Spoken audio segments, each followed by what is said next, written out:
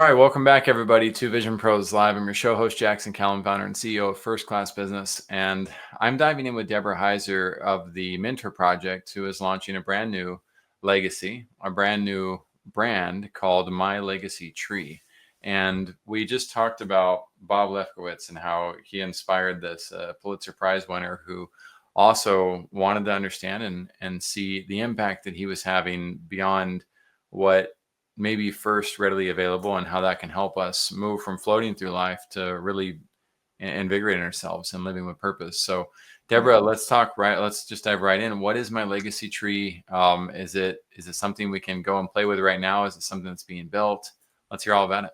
It's something that's being built. So we are in the beginning stages of it in the sense that we have to get it built. But otherwise, the concept is something very much that we can replicate in terms of how we've been able to quantify things through looking at it with the Mentor Project. So, and we've also been able to see, which is really the thing that got me most excited about it, that people want to give. They just don't know where and how.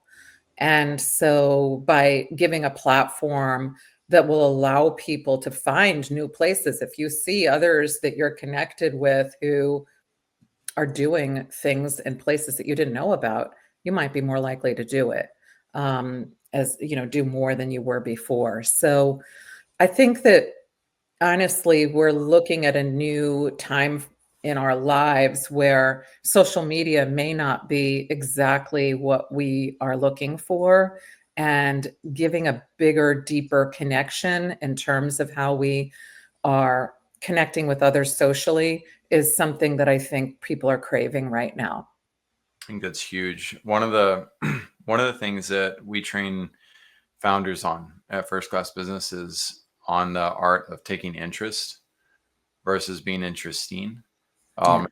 Really being interested in the people you're talking to. And one of the reasons why this is so important to me is we work with these founders like Danny Brissell, who is Dr. Danny, is known worldwide for helping parents with education, teachers with education. He's taught on huge stages, and he has a program to help children learn to become passionate about reading.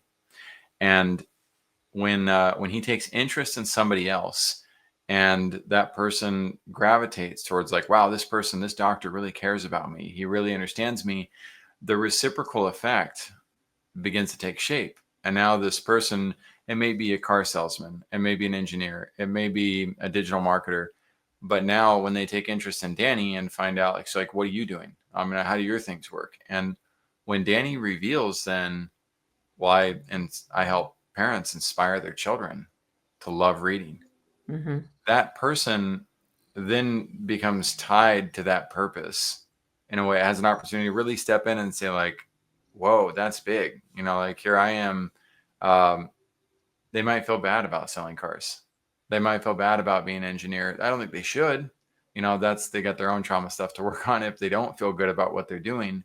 But to be able to look and compare the two and say, I could be involved in helping children throughout the world become better readers, become educated, or I can get involved in the water project, or I can get involved in Fiji book drive. There's so many different really massive things out there. And to your point, I think a lot of people feel like they're playing small and feel like they're not making a big impact. And I don't want to have a life like that myself. That's one reason I interview visionary leaders, is like, I'm always looking for what else can be done. What else can we do to help the 8 billion? So in that regard, maybe you can more eloquently also speak to what it was that I'm talking about with this disconnect between visionary leaders who are out there conquering major opportunities to make positive impact on the lives of children and others, and then those who may feel like the most important thing for their night is the next preseason football game or the next preseason basketball game coming on right now. What are your thoughts on that? Look, I think a lot of people think they have to make impact, it has to be enormous, and that's super overwhelming Hmm. because it becomes, you know, a thought of where do I go next? Where do I start even? And people don't understand in many cases that impact can be something from something so tiny that you would not have even counted it. Like, you could be rounding up at the grocery store with 38 cents and think, "That means nothing." But that Mm. 38 cents compounded by everybody else that's doing it might make an entire community change somewhere. It might change a person's life. So I think that a person may have that disconnect where they say, "I have this big vision, but I'm gonna go watch football," because they think it's too hard to start. And what we really need to do is make it into digestible bites so that we can say, where is the first place that I can start? And in Well, terms, I counter that. I'll counter that. So yeah, and a big reason why is because one, I don't think we'd have these opportunities if it wasn't for the people like Danny Brissell. Right? It's like, where would that 38 cents go? And a lot of conservatives, for instance, they're gonna say it's gonna go into the pockets of the CEOs, and on the people who run that entity, not to the actual people who need it. Right. And so there's that lackadaisical reality. But I'm not getting at positioning one versus the other, because it's that ability to say hi to somebody who hasn't been said hi to mm, in yeah, 2 years. It's that's important impact. It's the ability to just take the time to listen to somebody and hear their story. Right, that's massive and important impact that we often don't equate with something that is real. But I do think that a lot of us, and I love what Les Brown says. He says some of the best songs and the best poems and the best books ever written are buried in the graveyard because people didn't step up when they had the yeah. opportunity and had the chance. And so there's like a catch-22 and a balance of that. That do you go big, or, as I was pointing out, do you latch on to somebody's cause like Danny's? And say, okay, he's the one designed to carry the heavy load and to shoulder this. But if I simply get involved and help one child learn to love to read, right, that there's massive impact on that. So I think we're more in harmony than maybe it came across on that. So again, further thoughts on that, Debbie? I think you're right. We are in harmony in how we're thinking about it. The way that I look at impact is that because we don't quantify our impact, we sort of forget about it, that one person that we met with and whose life might be changed, but we don't get to see what that looks like. Bob didn't know what that person who was 6 degrees away from him looked like, what he was doing, and he didn't even know he existed. He didn't know that his work went beyond him. Mhm. And I think that if we knew that we could make change in the world with one person, with one thing that we do, we will get gratification and fulfillment from that and want to do more of it. I It's agree. when we feel like I'm shouting in the wind that it makes us feel like, gee, should I keep doing this? And a lot of founders or people who do big things or have big visions are able to see some of the impact that they make because they're sort of in it. They're able to, see around them some of the impact. But if you are somebody who's part of an organization or who is living your life, you may not have the ability to, see the quantification of what that impact is. You're not having board meetings. You're not meeting regularly and seeing, gee, where have we gone? Where did we start from? What's our goal for the year? We don't tend to, as individuals, think that way. It isn't until tax time that we say, gee, how much did I donate this year? Mhm. And we start to think of our philanthropy in terms of, what do I have to put on my tax forms? But if we start to think about this more regularly, like you said, a lot of stuff goes to the grave. We are wasting our most precious natural resources, which is ourselves, if we're not engaging in giving back in this way or connecting, like you said, and talking to people and listening to people. We're missing out on that. And that's where I think that if we can can be inspired by potential impact or by the impact that we've already made, it's going to help us to feel like we are that precious natural resource that was not thrown out in the trash or buried with us. Yeah, huge. I love this. I mean, this is one of my favorite concepts, and I love what you talked about and how there is a gratification with knowing that what you're planting is being harvested. Right, it's coming to Mhm. fruition. And my mom shared a story with me when I was little about a missionary who had gotten home from his 2-year mission, and he was upset that the only thing he ever did was baptize a dirty little boy. Like that was the only impact that he had in Scotland or wherever he served. And it was like 20 years later, when in fact I think it was closer to 40 years later, because he he was at a conference, and a new young missionary came to talk to him and said, "Hey, you're so and so. You baptized my grandpa." And they had legacies, hundreds of people who followed in the footsteps of this grandfather that was the dirty little boy. And they had congregations set up all throughout. That thousands of people impacted because of this one little experience. And so Yeah. I remember learning about that passively as a young child myself. And then I went to Uruguay, and my first Saturday there, we baptized a 9-year-old and 11-year-old. And I encouraged the 14-year-old sister to basically give the talk about something spiritual. And I worried about them the rest of my 2 years because they didn't have parental advisement, coming and helping them. And they seemed to stay strong, and they were always sending me little gifts and things. And fast forward several years, and that 14-year-old girl went and served a mission in Chile.